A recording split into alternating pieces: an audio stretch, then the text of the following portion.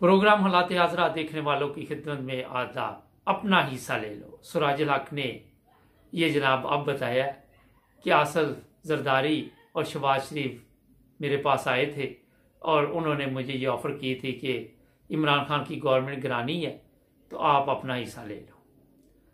जो बात आज मैं आपके सामने रखना चाहता हूँ वो ये है कि ये गद्दार वतन, ये पाकिस्तान के दुश्मन है।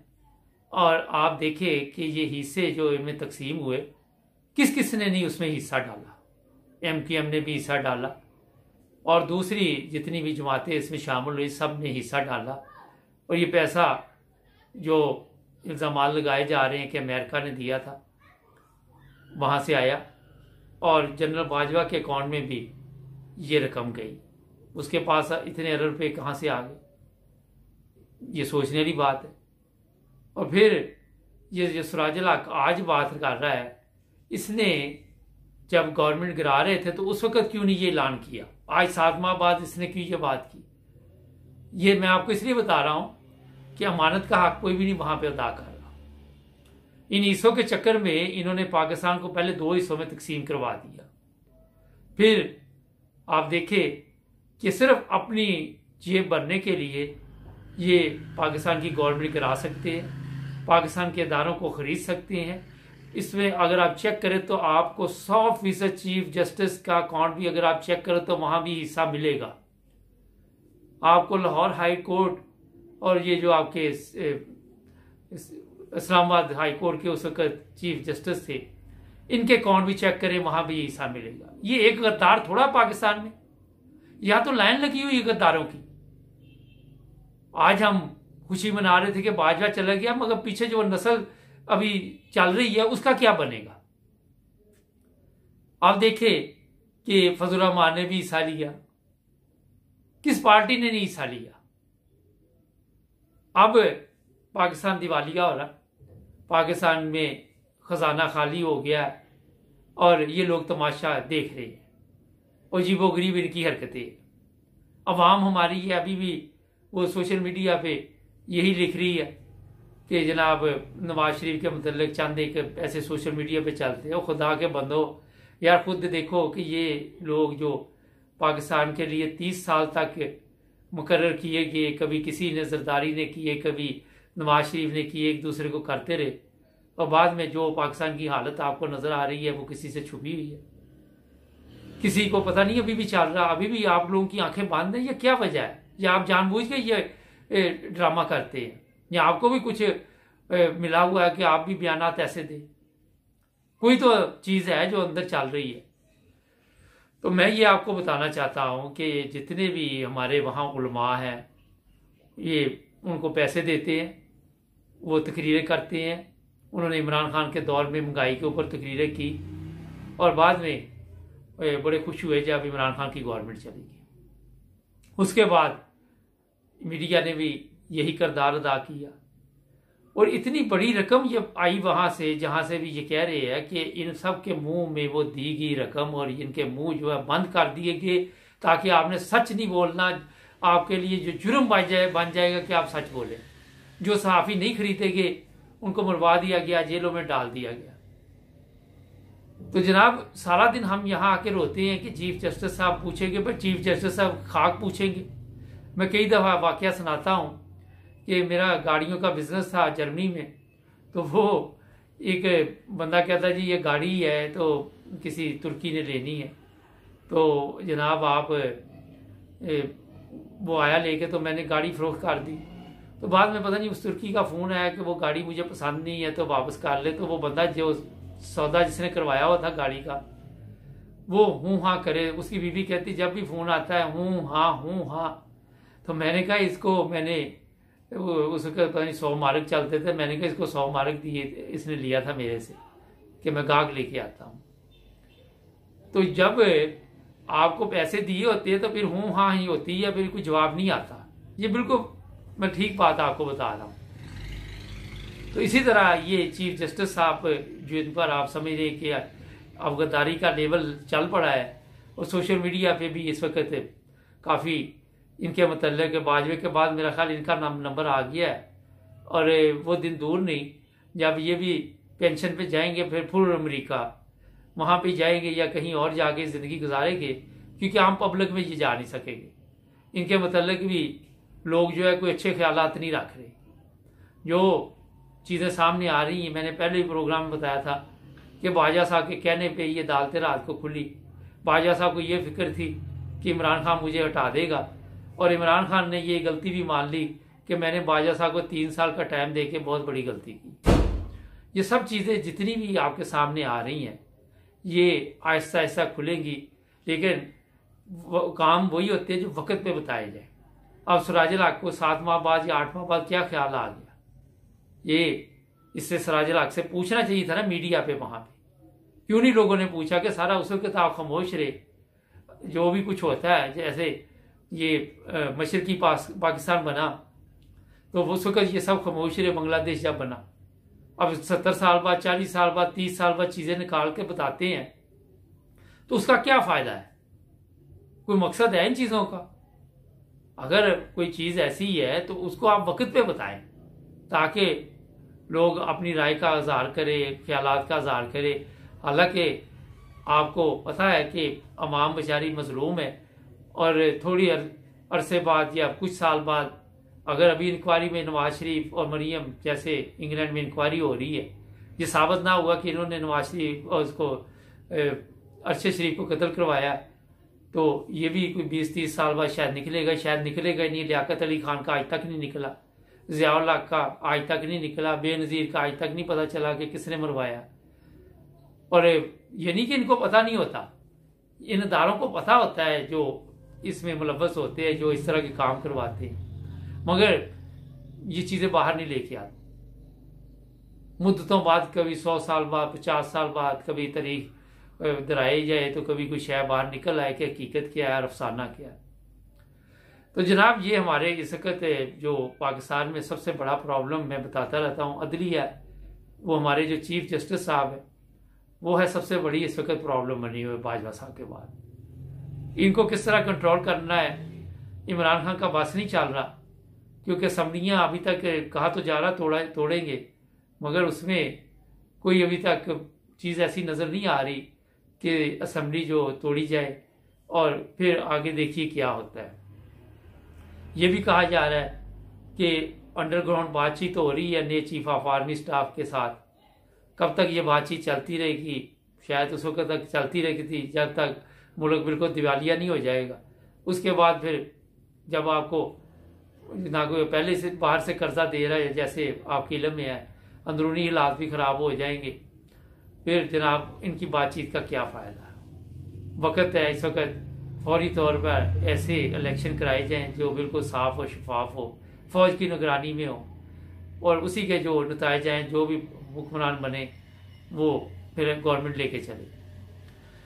नाजरीन, अगर आप देखें तरक्की याफ्ता ममालिक में, तो वहाँ पे तरक्की की वजह ये है कि वहाँ किसी शख्सियत को तरजीह नहीं दी जाती। वहाँ तरजीह दी जाती है कि जनाब आज किस चीज़ की ज़रूरत है और कौन इस वक्त मुल्क को संभाल सकता है। अगर कोई चला गया तो ये नहीं कि उसको दोबारा वज़ीर आज़म बनाया जाए। इंग्लैंड में आपने देखा कितने बदले हैं अभी पिछले दिनों में, उनमें दोबारा कोई भी नहीं आया, वो नए से नए आया और वो अक्सरियत के साथ सामने आया। हमारे यही स्यापा नहीं खत्म होता, ये 3 दफ़ा बनेगा, ये 4 दफ़ा बनेगा। भी 3 दफ़ा बन के इसने कौन सा क्या कर लिया 30 साल में, जो 4थी दफ़ा बन के ये वहाँ पे कोई ऐसा कारनामा करेगा कि लोग कोई सुकून का सांस लेंगे। तो यहाँ पे आप देखें, गौर करें कि कानून किस तरह के हमारे हैं, किस तरह के लॉ है। मैंने कई दफ़ा कहा कि हम अपने आप को नहीं बदलते, कानून बदल देते। तो ये चंद चीज़ें थी। अब प्रोग्राम देखते हैं आज मुबारक साथ और आज पाकिस्तान के साथ। हमारे चैनल को भी सब्सक्राइब करें। आज एक कॉमर्स में साहब ने लिखा कि घड़ी की चोरी हो या कोई भी हो, ईमानदारी तो ईमानदारी है, दयानतदारी से चलना चाहिए, ख़यानत तो ख़यानत है। तो जनाब बड़े अदब के साथ आए। मैं तो कहता उसकी घड़ी का भी लाओ, उनका भी सारा तोशा खाना का हिसाब लगाओ। जो पैसे बाहर गए हैं, बाजवा के पैसे निकालो, जरदारी के भी निकालो, स्विट्जरलैंड के सबके निकालो, फिर सबका हिसाब किया जाए। ये नहीं होता कि एक के लिए कुछ और कानून, उसका वो इलेक्शन कमीशन खोल के बैठ जाए और दूसरों का जो है उसके ऊपर कोई बातचीत ही ना करे। सबके लिए फिर हर तरह का जो कुछ भी हो, जो कवानीन हो, चाहे एक पैसे की भी खयानत हो, उस पर मुकदमा आना चाहिए। चलते हैं अब एक प्रोग्राम देखते हैं दूसरे। अस्सलाम वालेकुम। प्रोग्राम आज हमारे के साथ, अच्छा आज बड़ा अहम प्रोग्राम है। पहले ये जरा दोनों की बातें सुने, फिर इस पे बात करते हैं जी। आज पूछे जरदारी साहब को, जरदारी साहब ये 6 करोड़ डॉलर आप कहां से लेके आए हैं? इस सवाल का जवाब उनके पास नहीं है, मां सिवाय वो जो साबित हो चुका है कि पाकिस्तान के अवाम के खून पसीने की कमाई है। जब से पाकिस्तान बना है तब से आज तक जितना कर्जा लिया है उससे आपने अपने 4.5 साल में 3 गुना ज्यादा कर्जा ले लिया है। अब आप क्या समझते हैं कि ये कर्जा कौन उतारेगा? या हमारे आने वाली नस्लें उतारेंगी, हमारे बच्चे उतारेंगे, या आपके बच्चे उतारेंगे जो जहां रहते ही नहीं? जरदारी साहब, इस तरह से यह मुल्क नहीं चलेगा। आप हमारी खुदमुख्तारी बेच रहे हैं। आप पाकिस्तान की सॉवरेनिटी को दांव पे लगा रहे हैं। हमारे इज्जत नफ्स को आप कॉम्प्रोमाइज कर रहे हैं। हमारी सेल्फ रिस्पेक्ट का सौदा हो रहा है यहाँ पर। इस मुल्क को खतरा और किसी से नहीं है। इन मुल्क को खतरा सिर्फ जाति उम्रा से है। ये चाहते हैं कि मुल्क कमजोर हो जाए, तो फिर ये मोदी का यार और मोदी मिलके जो करना चाहे वो करे।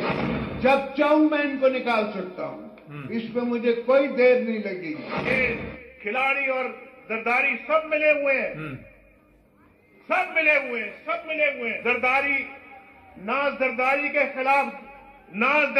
खिलाफ खिलाड़ी बात करते हैं, और ना खिलाड़ी के खिलाफ जरदारी बात करते हैं, ना जरदारी के खिलाफ खिलाड़ी बात करता है।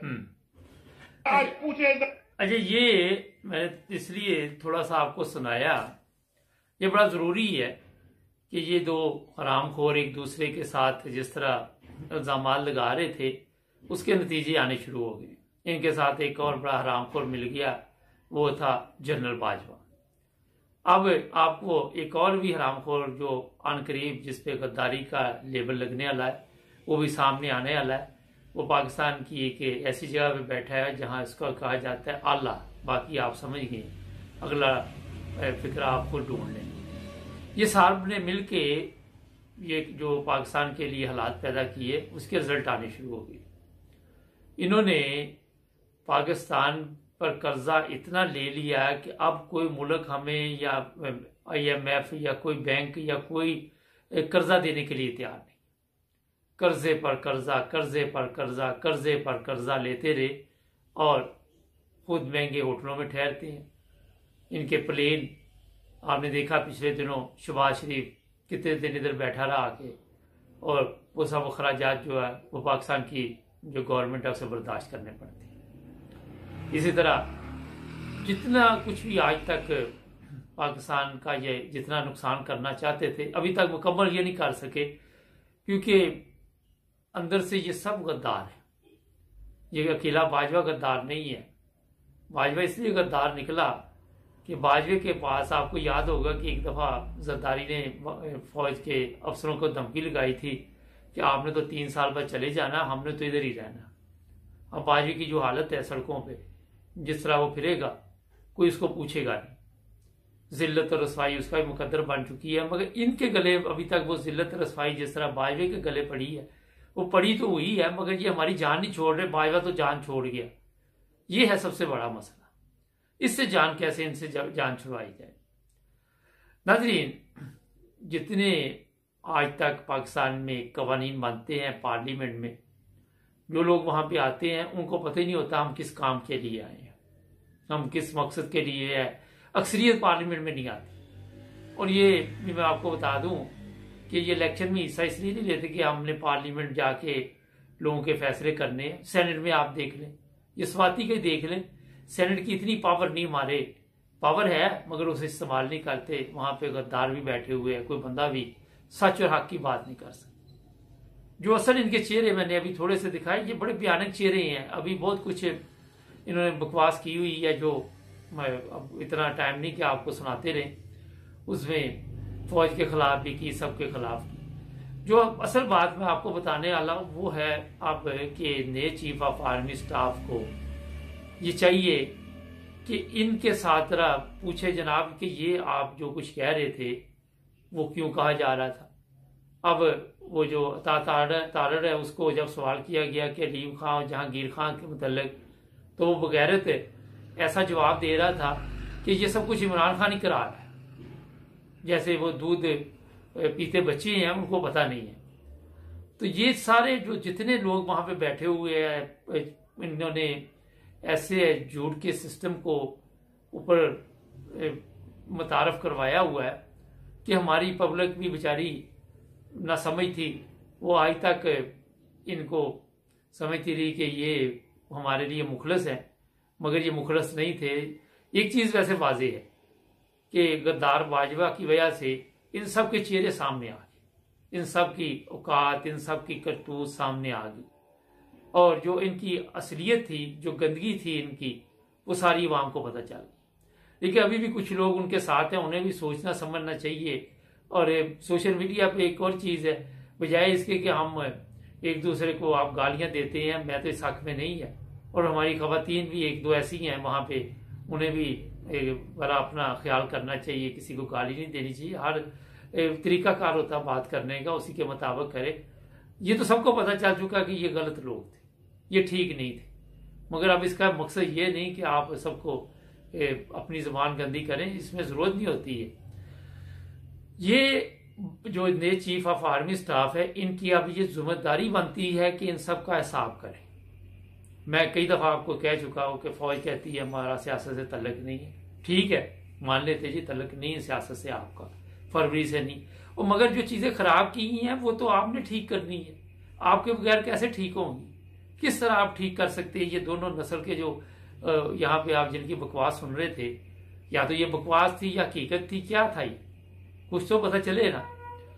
तो ये जनाब बड़ा अहम मसला इस वक्त पाकिस्तान का है कि पाकिस्तान में अगर अवाम के साथ आपने दूसरे मुमालिक का भी एतमाद बहाल करना है, तो वहां पे ठीक है जैसे भी हो, जमहूरियत हमें चाहिए, मगर एक एहतसाब का ऐसा इदारा हो कि किसी बंदे के ऊपर भी इल्जाम है तो उसको उतनी देर तक आप केस चलाएं, और उसको बड़ी तेजी के साथ, ये नहीं कि तरीके डालते रहे। सबसे पहले तो मसला पाकिस्तान के जज कहां से लाएं, क्योंकि वहां तो हरामखोरी की आदत पड़ी हुई है, टेलीफोन पे फैसले होते हैं।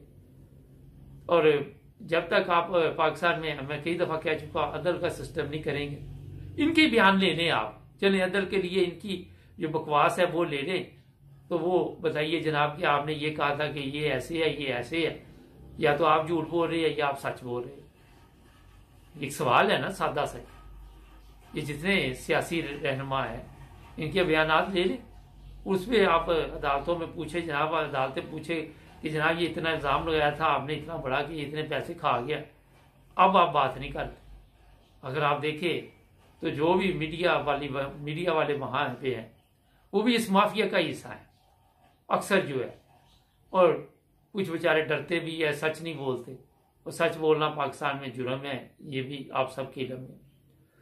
नाज़रीन, हमें पाकिस्तान बचाना होगा, हमें पाकिस्तान के लिए जदोजहद करनी होगी, हमें अपनी आवाज उठानी होगी, इनके असल चेहरे सामने लाने होंगे, इनकी करतूतें सामने लानी होंगी। ये दोनों पार्टियों ने अवाम को बेवकूफ बनाया हुआ था। अब इमरान खान आ गया तो 3.5 साल एक घड़ी के ऊपर इन्होंने सब कुछ डाल के अवाम को फिर गुमराह किया। और मैं ऐसे लोगों से भी रिक्वेस्ट करूंगा बड़े अदब के साथ, जो एक घड़ी के पीछे सोशल मीडिया पे भी अपने आप को, लेकिन उनकी बात में जान नहीं होती, क्योंकि मजाक ठीक है हर एक हद होती है, लेकिन इस चीज को कोई सीरियस नहीं लेता। वहां पे अरबों रुपए खा गए, बाजा साहब अरबों रुपए खा गए, और ये जो बाजा साहब के साथ 2 बंदे थे उनके भी अकाउंट चेक करें, मैं 12 दफा कहता हूं, उनका भी पता करें कि उनकी कहां से ये मालशाल कहां से आया, कहां से इनकम आई है।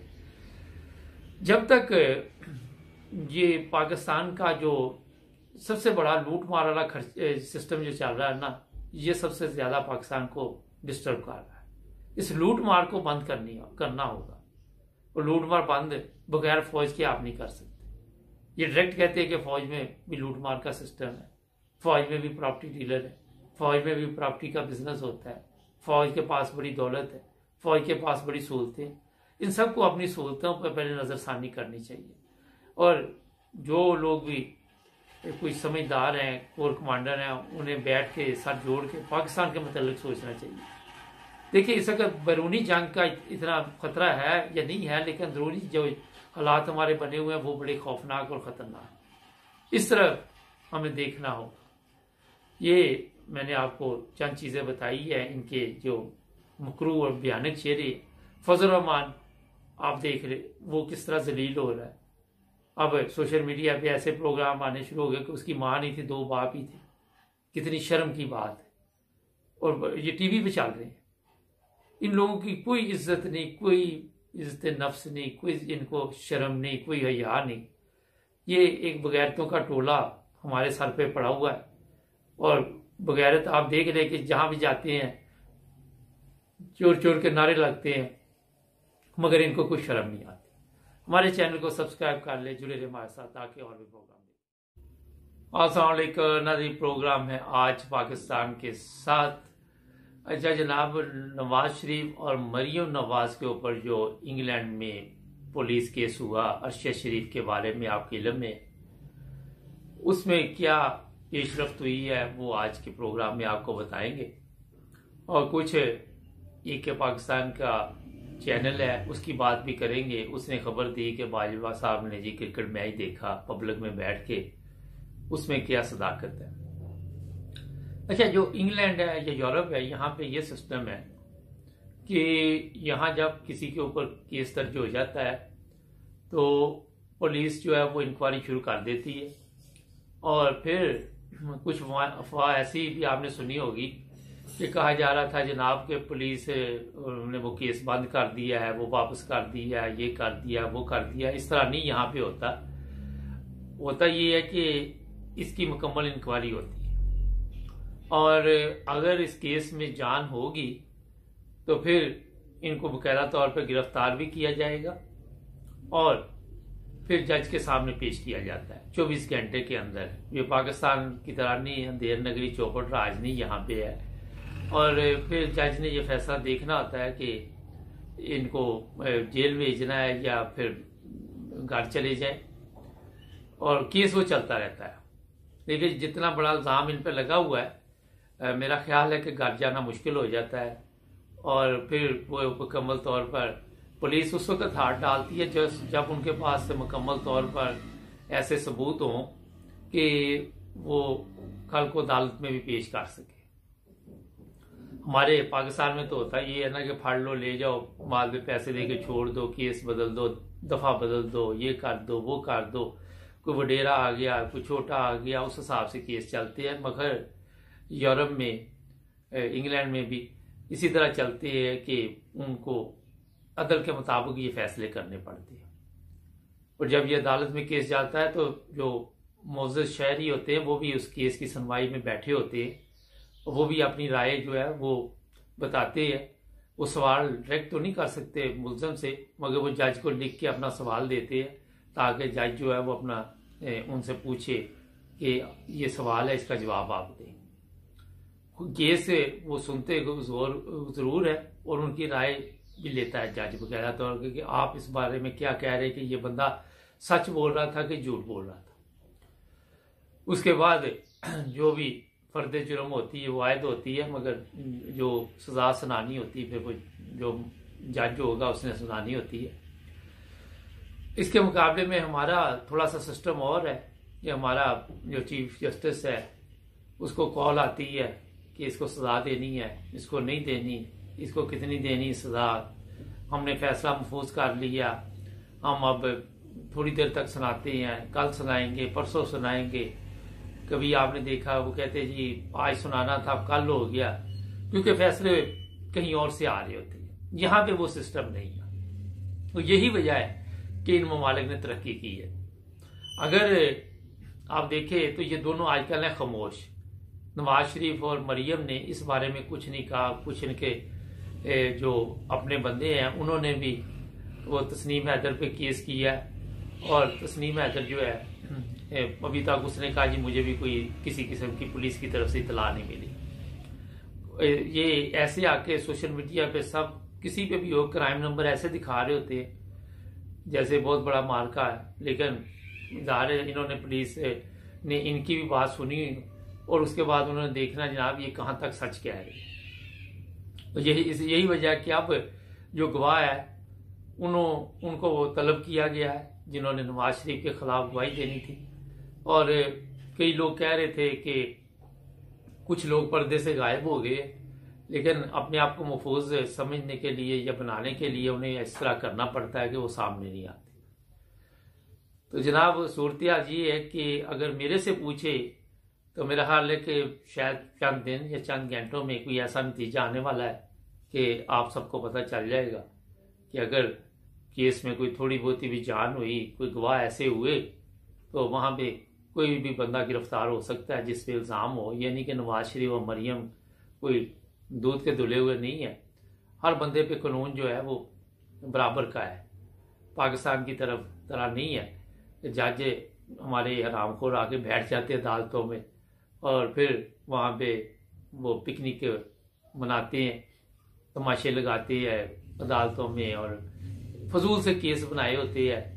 इमरान खान है, आजम स्वाति है, सुना वो गिल साहब को बलोचिस्तान पता नहीं कहाँ जाके FIR दर्ज कराते, पता है झूठी FIR दर्ज करा दो, किस हरामखोर ने पूछना है। यहाँ जो मर्जी जाके FIR दर्ज करवा देता है, किसी को 100 200 500 पता नहीं वहाँ क्या आजकल रेट चल रहा है, लेकिन वो दे दो के तो वो FIR दर्ज हो जाती है। यहाँ पे ये चक्कर नहीं है।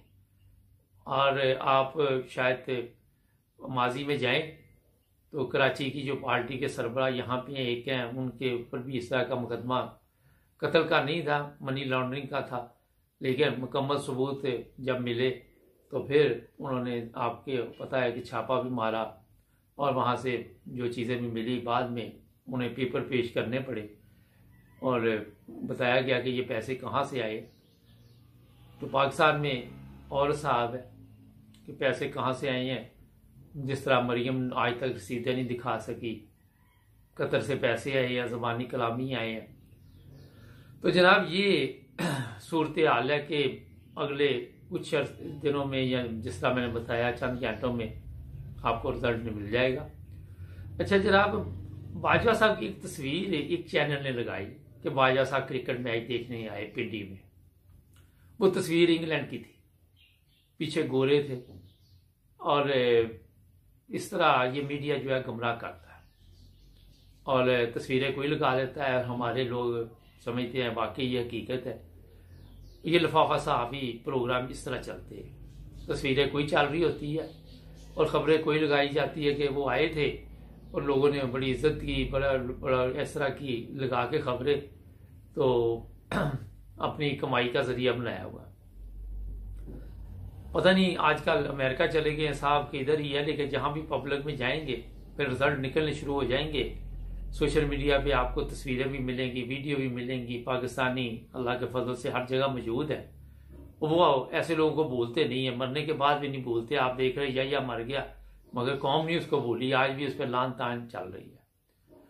तो बाजा साहब भी मेरा ख्याल है कि जिस चक्कर में पड़े हुए हैं वो कि मैं शायद कहीं बच बचा के लोकल का आके ज़िंदगी गुजार लूँगा, लेकिन बड़ा मुश्किल हो जाता है इस दुनिया में रहना। दुनिया बहुत छोटी हो चुकी है, सोशल मीडिया बहुत करीब आ चुका है और एक सेकंड में तस्वीरें आ जाती है, एक सेकंड में हर चीज़ सामने आ जाती है।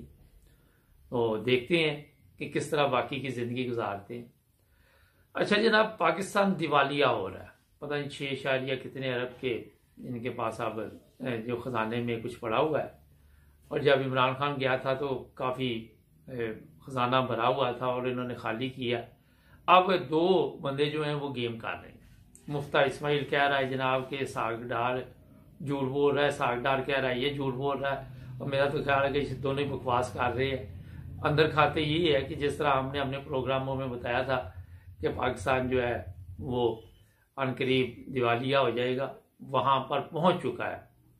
10 दिन वेट कर लें, 15 दिन वेट कर लें और ज़्यादा देर महीना कर लेंगे, उसके बाद आपको इसका भी रिजल्ट मिल जाएगा कि साग डार ने जो डॉलर आप देख ले कहाँ पे पहुंच गया दोबारा, और आते बल्ले बल्ले जो की थी।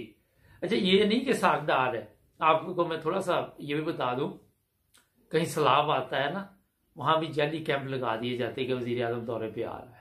ये जैली सिस्टम जो हमारा चलता है, ये इन्हीं डार ने, नवाज शरीफ ने, जरदारी ने, मदारी ने, बमारी ने, इन सब ने ये सिस्टम जो है ना जात किया हुआ है। आपको मैंने कई दफा बताया कि जैली पायलट, जैली डॉक्टर, जैली वकील, जैली शोबाज, जैली सब कुछ, ये चीज़ें हमारे मुल्क में काफ़ी तरक्की पा चुकी है, और इनको रिवर्स करना काफ़ी मुश्किल है, क्योंकि वहाँ पे सीखे ही ये गया है। तो इन लोगों ने जैली तरीके के साथ डॉलर को सस्ता किया, 2-4 महीने, या जब से साग डार आया थोड़ा सा सस्ता किया, उसके बाद फिर अब काबू में नहीं आ रहा। उसकी वजह ये मैं कल भी बताई थी कि कोई मुल्क आपको मदद नहीं दे रहा, उनको पता है ये चोर डाकू बैठे हुए, कोई आप पे एतबार नहीं खा रहा, और लोग जो है उनके पैसे बैंकों में महफूज हैं या नहीं महफूज, वो भी आपने अभी इसे सोचना शुरू कर देना। तो हालात जो है कंट्रोल से बाहर हो रहे हैं ना। अब देखते हैं कितने दिन ये निकालते हैं। ना दिन हमारे चैनल को सब्सक्राइब कर ले, जुड़े रहे हमारे साथ, ताकि और भी इंफॉर्मेशन आपको मिलती है।